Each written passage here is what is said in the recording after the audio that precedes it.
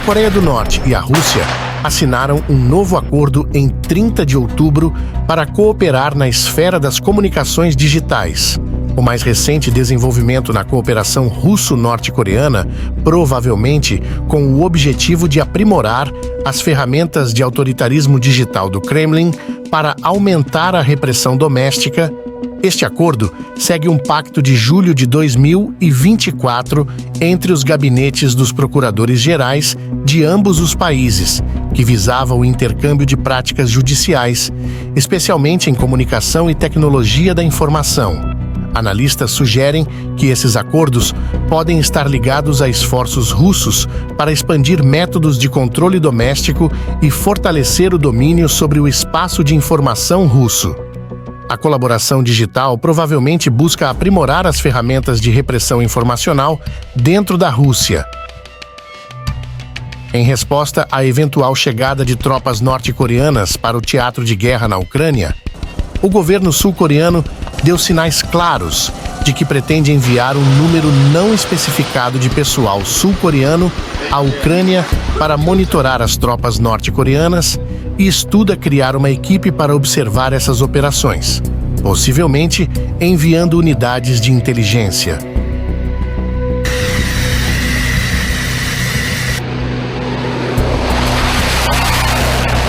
Informações de inteligência indicam que cerca de 3.000 militares norte-coreanos e engenheiros estão presentes em áreas ocupadas, como Kursk e Donetsk, contribuindo para a infraestrutura de combate russa. O presidente russo Vladimir Putin reafirma que não busca um cessar-fogo na Ucrânia, mantendo seu objetivo de tentar neutralizar o Estado ucraniano. Em outubro de 2024, ao discutir com o presidente sérvio Aleksandar Vučić, Putin insistiu que a Rússia continuará sua operação militar especial até alcançar seus objetivos no tabuleiro do conflito. Anteriormente, Putin argumentou que um cessar-fogo beneficiaria a Ucrânia ao permitir seu reagrupamento, enquanto fortaleceria a militarização russa contra o país. Nos bastidores, denúncias sugerem que o comando militar russo continua a comprometer pessoal gravemente ferido em ataques frontais, liderados por infantaria altamente desgastante na direção de Kurakhove, enquanto o presidente russo, Vladimir Putin, tenta se posicionar profundamente preocupado com o tratamento médico dos veteranos russos. Um ex-instrutor russo e famoso blogueiro no Telegram acusou o comando militar russo de enviar soldados feridos do 57º Regimento de Fuzileiros Motorizados à linha de frente, alegando que, em vez de receber tratamento, eram mantidos em um porão médico e liberados apenas mediante subornos. Embora autoridades tenham reagido encerrando essa prática em algumas unidades e transferindo feridos para hospitais, o blogueiro relatou que o problema persiste em outras frentes, como no 109º Regimento de Fuzileiros. A dependência russa de ataques massivos está forçando o uso de soldados feridos, resultando em pesadas baixas. Putin, por sua vez, ressaltou a necessidade de melhorar o apoio a veteranos deficientes. Coincidentemente, entre 30 e 31 de outubro, Moscou desmantelou um esquema de suborno militar milionário que facilitava a fuga do serviço militar e o desvio de salário dos militares.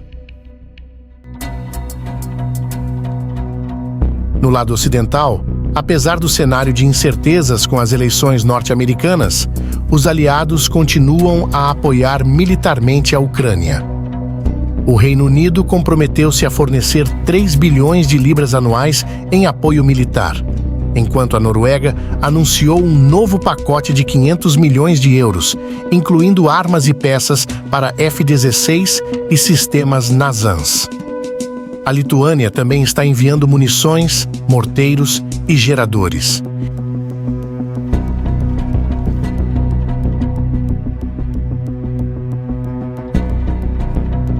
Indo para o teatro de guerra em Kursk, na Rússia, as forças russas realizaram recentemente contra-ataques mecanizados que resultaram em pequenos avanços no saliente ucraniano no Oblast de Kursk. Imagens geolocalizadas confirmaram que as tropas russas, incluindo a 83ª Brigada Aerotransportada e a 155ª Brigada de Infantaria Naval, avançaram em áreas próximas a Pogrebki e Lyubimovka, onde combates continuam.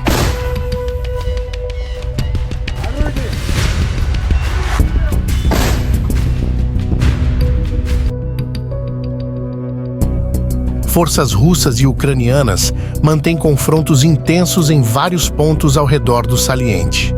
Segundo relatórios, o comando russo está ordenando ataques frontais no fronte de Kursk, resultando na aceleração na taxa de baixas para ambos os lados. Porém, no lado russo, 7 soldados desertores do 380º Batalhão de Infantaria Naval, da 810ª Brigada de Infantaria Naval, publicaram um vídeo em 27 de outubro denunciando o comando por ordenar ataques diretos e afirmaram que não retornarão ao combate. Eles relataram que o batalhão perdeu metade de seus grupos de assalto nesses confrontos.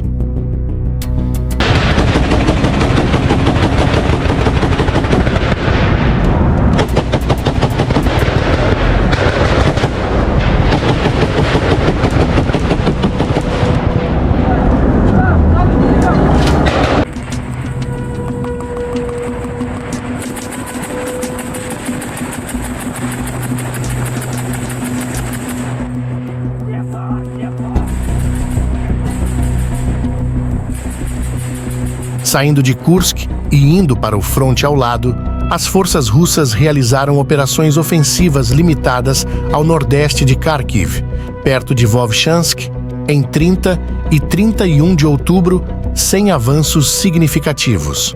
As forças ucranianas resistem a ataques de pequena escala, nos quais os russos utilizam motocicletas, buggies e ATVs.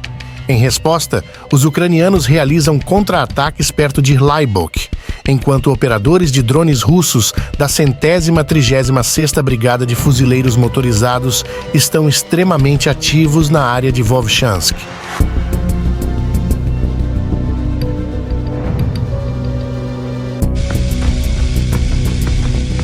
As forças russas avançaram recentemente em áreas próximas a Kupiansk e Svatov, realizando operações ofensivas ao longo da linha Kupiansk-Svatov-Kremina.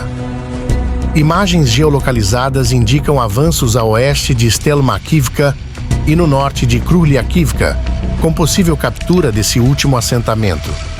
As forças ucranianas relatam combates em múltiplos pontos próximos a Kupiansk, Svatov e Kremina, e um contra-ataque ucraniano na área de Kupiansk é esperado em breve, segundo fontes russas.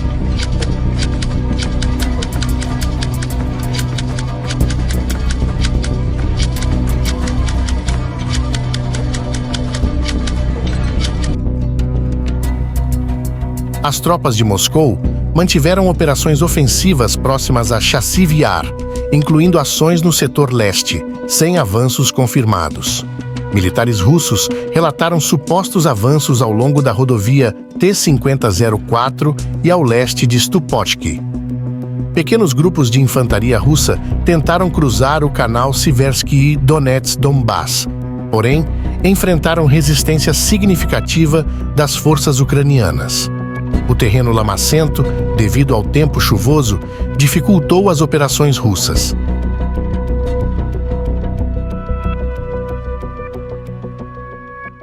As forças russas mantiveram operações ofensivas perto de Toretsk em 31 de outubro, mas sem avanços. Segundo a major ucraniana Anastasia Bobovnikova, os russos reduziram o ritmo de ataques terrestres, mantendo, contudo, artilharia e ataques aéreos intensos, embora frequentemente imprecisos, causando até fogo amigo. Elementos do Batalhão de Reconhecimento Esparta da Rússia estão ativos na área. As forças russas avançaram ligeiramente a leste e sudeste de Pokrovsk em 30 e 31 de outubro, com avanços registrados ao sul de Novotoretsky e noroeste de Selidov. Continuam os ataques russos em várias direções ao redor de Pokrovsk, incluindo o uso de bugs para transportar infantaria em operações de assalto.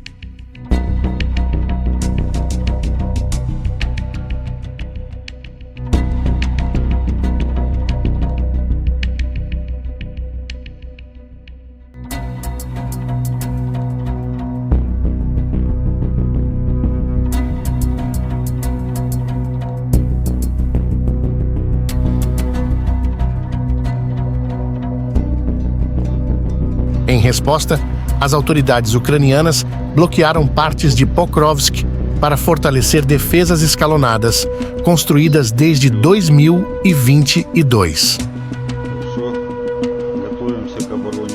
Em 31 de outubro, forças ucranianas e russas realizaram avanços limitados na direção de Kurakhov, com as ucranianas retomando posições a sudoeste de Pobieda e elementos da 114ª Brigada de Fuzileiros Motorizados russos avançando no sudoeste de Kurakhivka. Relatos indicam que as forças russas tomaram Novoukrayinka ao noroeste de Vuhledar e possivelmente Yasna Poliana e Trudov, apesar da falta de confirmação visual.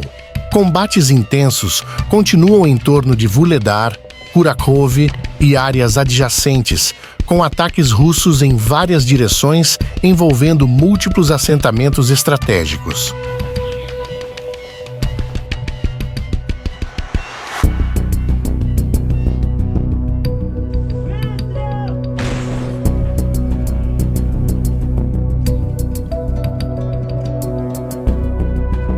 Na noite de 30 para 31 de outubro, as forças russas lançaram ataques com drones e mísseis contra várias regiões da Ucrânia. A Força Aérea Ucraniana relatou o uso de mísseis Iskander, mísseis de cruzeiro KH-50 e 9 e 43 drones, incluindo Shaheds, atingindo alvos como uma ponte ferroviária em Odessa e locais em Kramatorsk. Forças ucranianas derrubaram 17 drones e 2 mísseis, enquanto interferência eletrônica neutralizou 23 drones.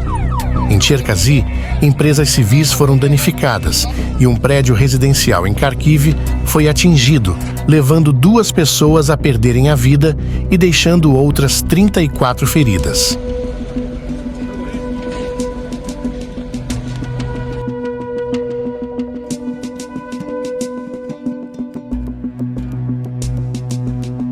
Esse foi mais um boletim de guerra, e na oportunidade, queremos mandar um salve especial para cada um de vocês que estão todos os dias fortalecendo nossa audiência. Muito obrigado! E se você sente no coração que pode fortalecer nosso trabalho, convidamos você a fazer parte do clube de membros aqui no YouTube. Sinceramente, você não terá muitos benefícios, mas por um valor simbólico, você vai financiar o nosso trabalho solo e será o patrocinador de matérias como essa que você acabou de assistir. Caso contrário, seu engajamento já é tudo. Então deixa aquele like gostoso, comenta e compartilha nossos vídeos, pois com a sua força, vamos crescer e nos tornar um canal gigante no futuro. Vida longa a todos os aliados do Boletim de Guerra.